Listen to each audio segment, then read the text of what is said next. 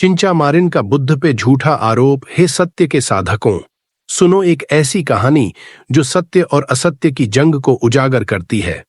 गौतम बुद्ध के युग में जब सत्य का प्रकाश चारों दिशाओं में फैल रहा था, कुछ लोग अंधेरे की साजिश रचने में लगे थे।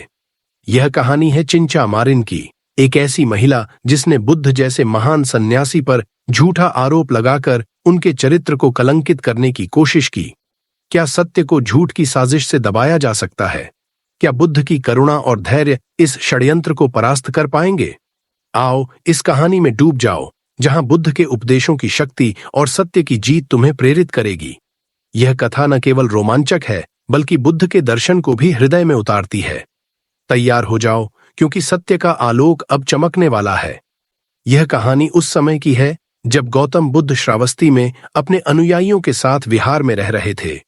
यह 6ठी शताब्दी ईसा पूर्व का समय है, जब बुद्ध के उपदेश लोगों के दिलों को जीत रहे थे। लेकिन कुछ लोग उनके बढ़ते प्रभाव से ईर्ष्या करते थे। श्रावस्ती का जेतवन विहार हरे भरे वृक्षों और शांत वातावरण से भरा था, जहां भिक्षु और भिक्षुणियां ध्यान और धर्म की चर्चा में लीन रहते थे। देवदत्त, जो बुद्ध के चचेरे भाई थे, उनके बढ़ते प्रभाव से जलते थे। वह चाहते थे कि बुद्ध का सम्मान कम हो और लोग उनसे विमुख हो जाएं। इसके लिए उन्होंने एक साजिश रची।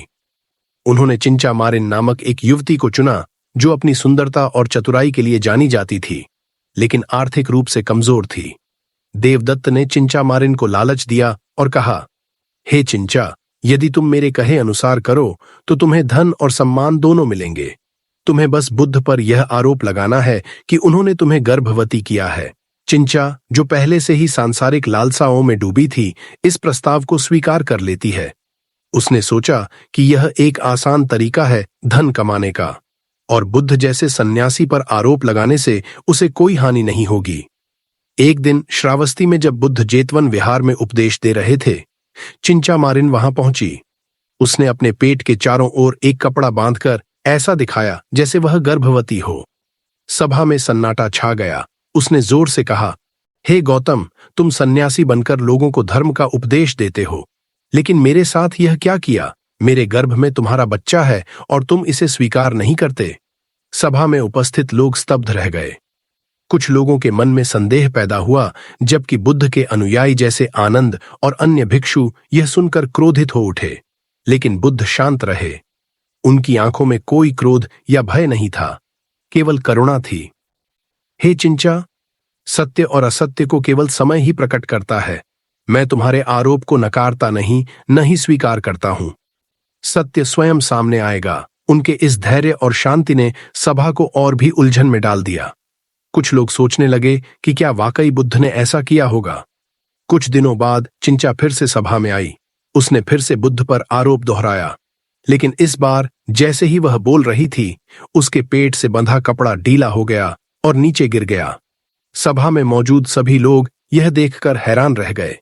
यह स्पष्ट हो गया कि चिंचा ने झूठ बोला था और वह गर्भवती नहीं थी। लोग क्रोधित हो उठे और चिंचा को दंड देने की मांग करने लगे, लेकिन बुद्ध ने हाथ उठाकर सबको शांत किया। उन्होंने कहा, क्रोध से क्रोध नहीं मिटता, केवल प्रेम और करुणा से ही शांति मिलती है। चिंचा ने जो किया वह अज्ञान और लालच के वश में किया। उसे दंड नहीं, मार्गदर्शन की आवश्यकता है। चिंचा, जो अब अपनी साजिश के पर्दाफाश होने से शर्मिंदा थी, बुद्ध के चरणों में गिर पड़ी। उसने कहा, मैंने लालच में आकर यह पाप किया। हे भगवान बुद्ध, मुझे क्षमा करें। मैं अब आपके उपदेशों का पालन करूंगी और सत्य का मार्ग अपनाऊंगी। बुद्ध ने करुणामय स्वर में कहा, सत्य को स्वीकार करने में ही मुक्ति है। चिंचा, अपने कर्मों का प्रायश्चित करो और करुणा के मार्ग पर चलो। कहानी का अंत।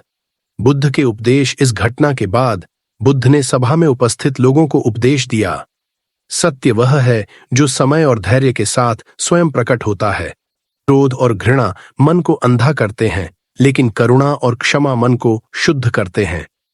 4 आर्य सत्यों को समझो। दुख है, दुख का कारण है, दुख का निवारण है और निवारण का मार्ग है। चिंचा ने बाद में बुद्ध के उपदेशों को अपनाया और एक भिक्षुणी बनकर सत्य और शांति के मार्ग पर चली। सभा में मौजूद लोग बुद्ध की करुणा और धैर्य से प्रभावित हुए और उनकी शिक्षाएं और भी व्यापक रूप से फैल गईं।